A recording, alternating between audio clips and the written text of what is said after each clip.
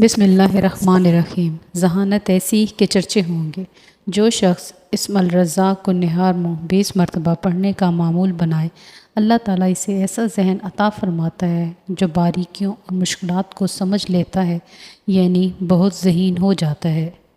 صفا مروہ کیونکہ ماں پریشان تھی۔ ماں سے محبت کرو کیونکہ ماں کی پریشانی دیکھ کر اللہ پاک نے صفا مروہ کو حج کا رکن بنا دیا۔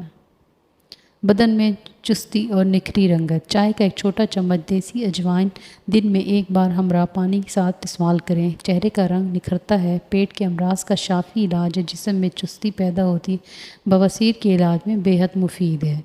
پائیں رنگت میں نکھار اور سیاہ حلقوں سے نجات۔ رات کو 5 عدد بادام کی گریاں پانی میں بھگو دیں۔ سحری میں چھلکا اتار کر نہار منہ ایک ایک بادام چبا کر اس طرح کھائیں کہ لعاب دہن کے ساتھ مل جائے۔ اس کے بعد 1 کپ دودھ بغیر بلائی کے پی لیں۔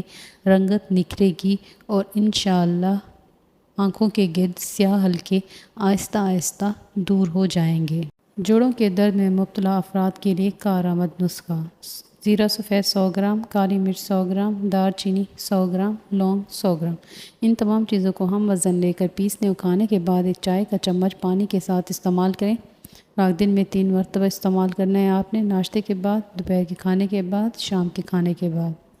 جو درد کسی دوائی سے نہ جاتا تھا وہ اس نسخے سے چلا گیا۔ وہ نسخہ یہ ہے: 10 عدد سفید مرچ، 10 عدد الائچی، 5 عدد بادام، 1 چمچ خشخاش، 1 چمچ چاروں مغز۔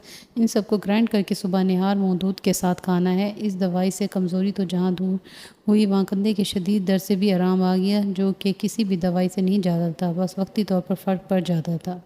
دنیا میں 4 بڑی دولتیں۔ رسول اللہ صلی اللہ علیہ وآلہ وسلم نے فرمایا، 4 چیزیں جب تمہیں مل جائیں تو دنیا کی کسی بھی چیز کے نہ ملنے پر افسوس نہ کرنا۔